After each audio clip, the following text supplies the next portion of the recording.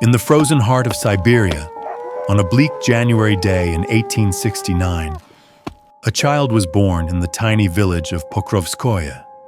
His name was Grigori Yefimovich Rasputin. At first glance, he was no different from the other peasant children. Illiterate, dirty-faced, and destined to work the land like generations before him.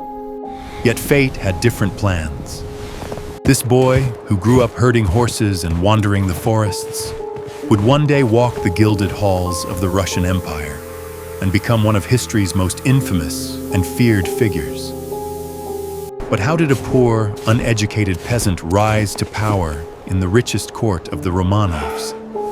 And why did his enemies call him a devil, a holy man, and a monster who refused to die? This is the twisted tale of Rasputin, the man who wouldn't die. Rasputin's early life was shaped by hardship. In his youth, he had a reputation for being wild, drinking heavily, stealing, and even harassing women. Some in his village nicknamed him Rasputin, which comes from the Russian word Rasputnik, meaning debauched or corrupt. The name stuck, but something changed in his early 20s. After a vision of the Virgin Mary, Rasputin abandoned his old life and set out on pilgrimages across Russia. He walked for miles to monasteries, praying, fasting, and spending nights in the freezing wilderness. To his fellow peasants, this gave him an air of mystery. He was not a monk, but he spoke like one. With strange charisma, intense eyes, and the ability to make people feel seen, almost hypnotized when he spoke. Over time, rumors spread that Rasputin had healing powers. Some believed he could cure illnesses through prayer, others that he could see into the future. Whether these were miracles or tricks, one thing was certain: Rasputin could captivate people. By 1905, Russia was a crumbling empire. Revolution brewed in the streets. Soldiers mutinied, and workers marched against their czar. It was during this chaotic time that Rasputin was introduced to the royal family. Nicholas II, the last czar of Russia, and his wife Alexandra were desperate. Their only son, Alexei, suffered from hemophilia, a deadly disease that caused uncontrollable bleeding. No doctor could save him. Then came Rasputin. Called to the palace during one of Alexei's episodes, Rasputin prayed by the boy's bedside. Miraculously, Alexei improved. Whether it was divine power, hypnosis, or simply Rasputin's calm presence easing the child, Alexandra was convinced. Rasputin had saved her son's life. From that moment on, Rasputin became indispensable to the Romanovs. To Alexandra, he was a holy man sent by God to protect her family. To Nicholas, he was a trusted advisor. And to their enemies, he was a dangerous fraud with too much influence over the throne. As Rasputin's power grew, so did the scandals. Stories spread of wild drinking parties, of Rasputin seducing noblewomen. My lady, your beauty outshines the finest jewels in the realm. Oh, is that so? He's quite the charmer.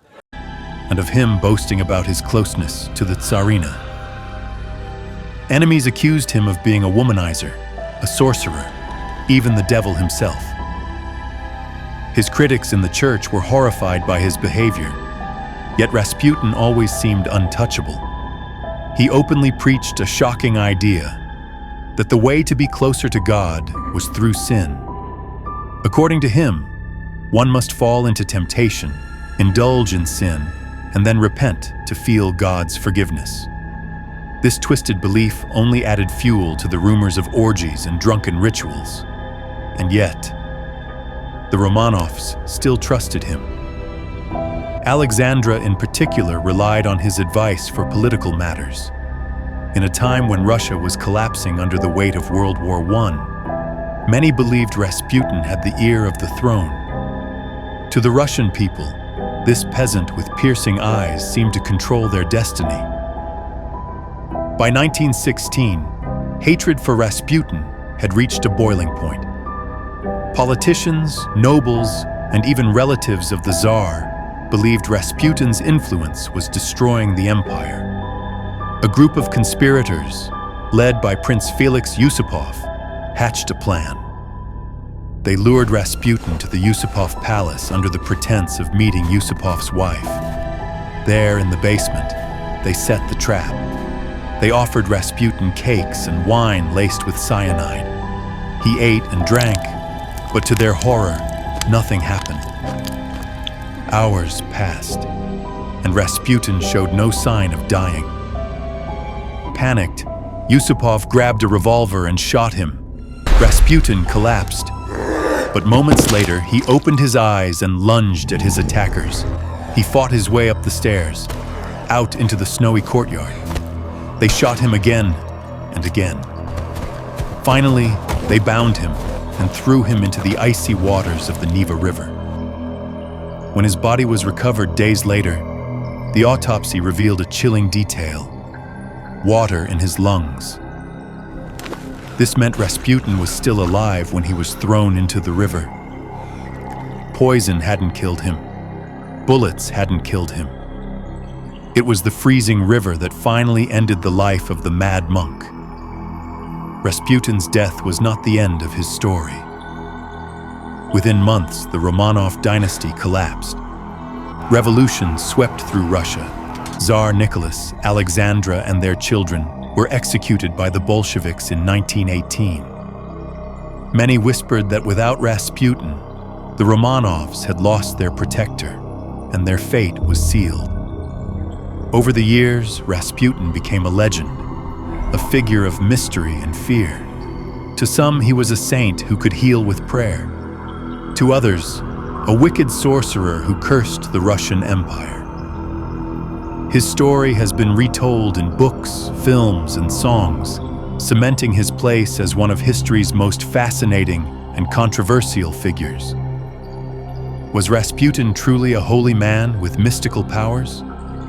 Or was he a manipulative fraud who preyed on a desperate royal family? The truth may never be fully known, but one thing is certain: the mad monk's shadow still lingers, a reminder of how one man's rise and fall can change the course of history. So, what do you think? Was Rasputin a prophet, a madman, or something else entirely? Let me know in the comments below. And if you enjoyed this story, make sure to like, subscribe, and join me again as we uncover more of history's strangest and most mysterious tales.